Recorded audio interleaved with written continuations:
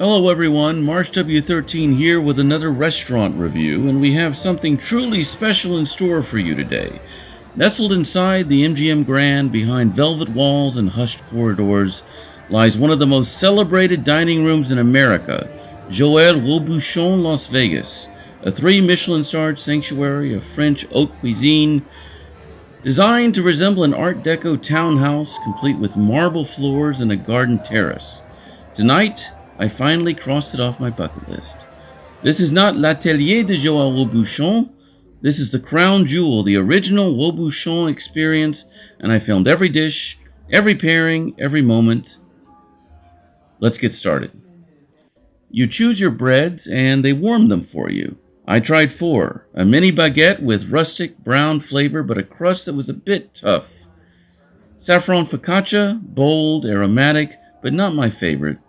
Bacon bread, smoky and breakfasty, and cheese bread, which didn't quite land texturally. The rewarming may dry them out slightly, but the variety is quite impressive.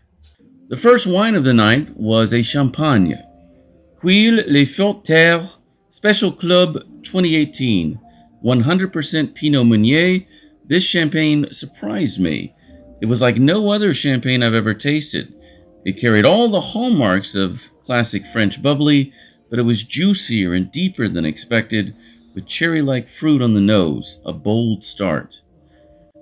Now, there was no official amuse-bouche, so the official first course of the night was called Le Caviar Impérial, a cetra caviar atop crab and crustacean gelée dotted with cauliflower puree.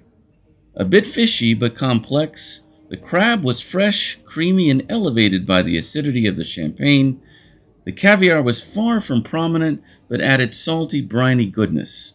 The dish wasn't a standout on its own, but the pairing truly made it sing. The next wine was the Bekaa Valley Chateau Mouzar 2018, a Lebanese wine blending Cinsault and 2 white grapes with strawberry on the nose and a minerally restrained palate, a fascinating contrast for the next dish, which was titled La Tomate, consisting of candied tomato with gazpacho and lemon olive oil. It was sweet, herbaceous, and vibrant, with the gelée capturing tomato essence like a summer farmer's market in a spoon. It came off as a deconstructed gazpacho, but sweeter. The wine's dry restraint really let the tomato shine. Next on the wine list was a Riesling Trimbach Frédéric Emile 2009 from Alsace. This is a classic bone-dry Riesling, hints of petrol on the nose, but none on the palate, just clean, elegant acidity, just what you'd hope for from this Riesling. It was paired with a dish called Le Maïs, Brentwood corn cream with foie gras. This dish was humming with notes of a Thanksgiving corn casserole, but pureed and refined. The foie gras complemented the sweetness of the corn, contrasting with the saltier ingredients and textural elements that really elevated the dish. The next dish, titled L'artichaut, was an artichoke puree with chickpea cappuccino. Again, this dish was replete with Thanksgiving vibes, sage, thyme, warmth enveloping goodness in every bite. The artichoke was perfectly roasted. I preferred the broth by itself as a soup more than its contents, but the flavors across the entire dish were quite thoughtful. This wine was a Puligny Montrachet Premier Cru Champagne 2022. It was a classic white Burgundy, a varietal Chardonnay with intense minerality and a nose that speaks of limestone and elegance. Paired with l'œuf de caille miroir, pearl rice with quail egg, jamon ibérico, and mushrooms. Sadly, I found this the least exciting dish of the night. The flavors didn't harmonize, and the wine pairing sort of missed the mark. Thankfully, La Langoustine saved the day. Truffled langoustine ravioli with cabbage and foie gras sauce, a remarkable fresh pasta, rich, balanced, and satisfying. Not transcendent, but true to its promise. Now, as we enter main dish territory, we have a Chambolle Musigny Premier Cru Les Sentiers 2022, a darker, fuller-bodied offering than your standard Pinot Noir. This wine offers Grand Cru elegance with depth and structure. Paired with Le Black Cod, a caramelized Alaskan cod in Malabar pepper sauce with bok choy. I found this fishier than anticipated, and the red wine pairing didn't quite work for me, which is no surprise, as I've never really met a fish red wine pairing that I truly enjoyed.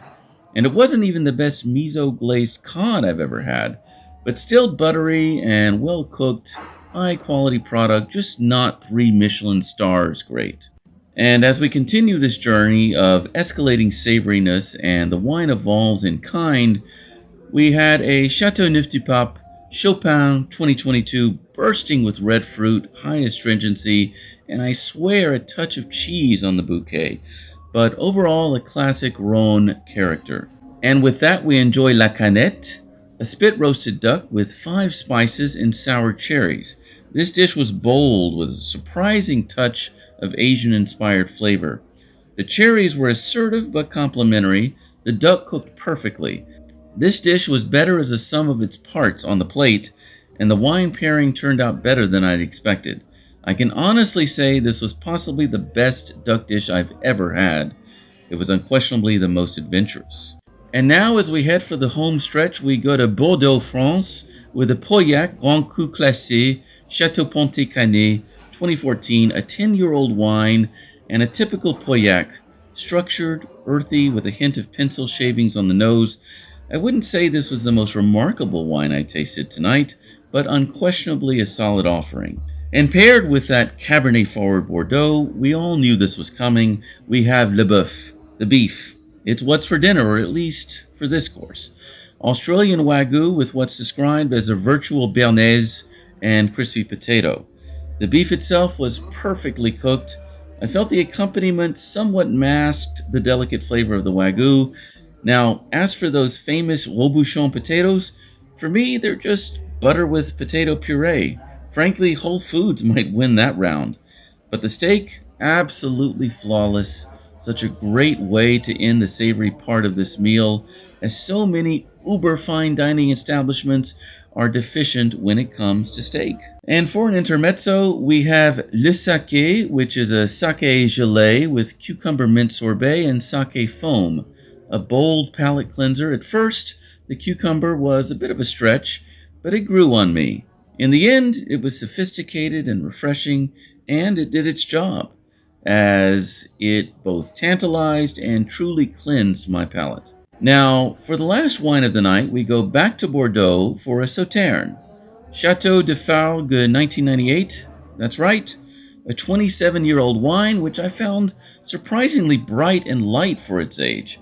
There were certainly some almond and cherry notes, but the wine wasn't nearly as oxidized and fortified tasting as I'd expected from such an old specimen.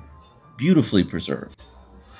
And our primary dessert is called Le Chocolat, consisting of cherry marmalade, chocolate cream, and kirsch chantilly, a deconstructed Black Forest cake of sorts, rich, nuanced, and I must say one of the best dishes of the night.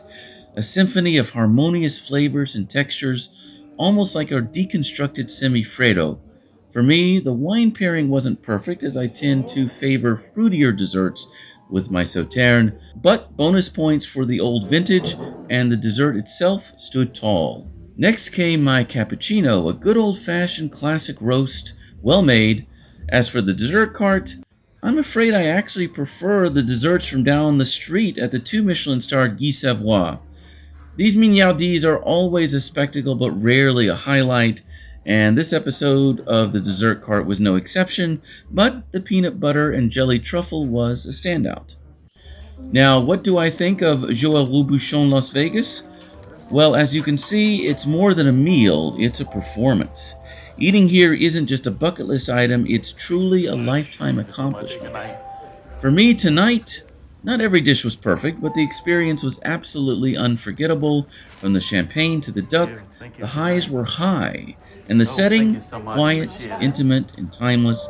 The service discreet and efficient.